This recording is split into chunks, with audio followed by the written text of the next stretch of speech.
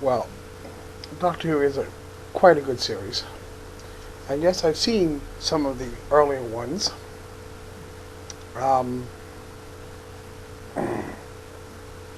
I've also seen the different Doctors.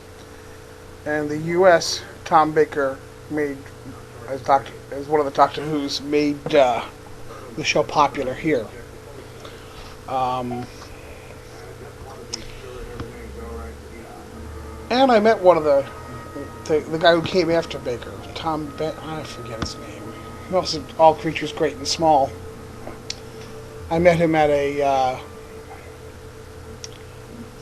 what do you call it? No, not a convention. Fundraiser for a public television station down here, who ran the Doctor Who's and ran All Creatures Great and Small, obviously. But it's a good show. I wouldn't say it's the best show, but when you're talking SF, and I don't call it sci-fi, I'm I'm agreeing with Harlan Ellison, guy who writes science fiction books. Another acceptable format for SF. But Harlan Ellison once said that either call it SF or call it science fiction. Calling it sci-fi is like calling a lady a broad with all its negative connotations. When people think of the word sci-fi, they think of, oh yeah, books with ray guns and impossible stuff, I mean, from the quote-unquote golden age of SF and the magazines that were running, the E. Doc Smith, the Lensman series. Boy, am I old, huh? Well, those actually predate me, but I did actually buy the books and read them because it's Americana, if you like. Then, but I prefer the stuff that hasn't made it into films yet. It requires more, I think, for SF. You have to read a lot of books. I've mentioned some of my favorite authors before. Some of the Heinlein has had some stuff put in to movie form. Frank Herbert liked Dune, though I don't understand why he liked it. I mean, I understand some of the stuff that had to be altered around. You couldn't do a real still suit, because how could you tell what actor it was? But Heinlein had Starship Troopers, Puppet Masters, to name a few. And then there's Soylent Green, which was actually Make Room, Make Room. I believe that was Harry Harrison, who has a good series of books, the Stainless Steel Rat series. That's pure comedy camp sci-fi. If you want good hard science fiction, you can go with Arthur C. Clarke, 2001. The movie there in 2010 and all that, but Clarke has done a whole lot more than that. Then there's Isaac Asimov with his iRobot and what have you, and the Foundation series. The Foundation series is actually good stuff. You want to read Larry Niven.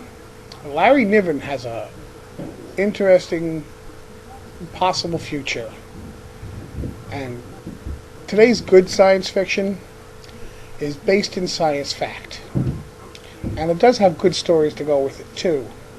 But it gives you the possibilities. Let's see. And I like Star Trek, okay? I loved some of the play on words they did. I mean, my favorite episodes in Star Trek have to do where Scotty features a prominent role. Not just sitting down going, I cannot do it, Captain. Okay? I mean, like The Trouble with Tribbles.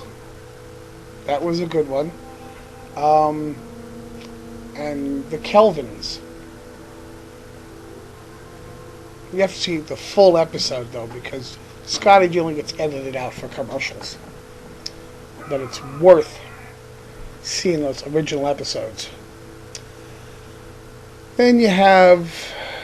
I like Star Wars, too, by the way, which made science fiction really big in this country. I don't know if you know this or not, but there are lots of science fiction conventions around. Heck, I used to go practically to one. I used to go to like 4 a year. At one point, I even published a fanzine for Star Wars. People submit stories, we print it, they get the copy of the magazine. You know, we didn't make a lot of money off of it. I mean, we made enough to pay for our mimeograph machine and the ink. Woohoo! So, it wasn't to make a lot of money. It was just because it was fun and I could do it. So, I've been to World Science Fiction Conventions. There's a party place, man, let me tell you. Now, I'm rambling on and on and on. But check out Larry Niven, Robert Heinlein, Asimov. Herbert's Dune series was pretty good. If you can find it, you're probably going to have to go to a used bookstore. But look for Larry Niven's All the Myriad Ways. It's a short story book.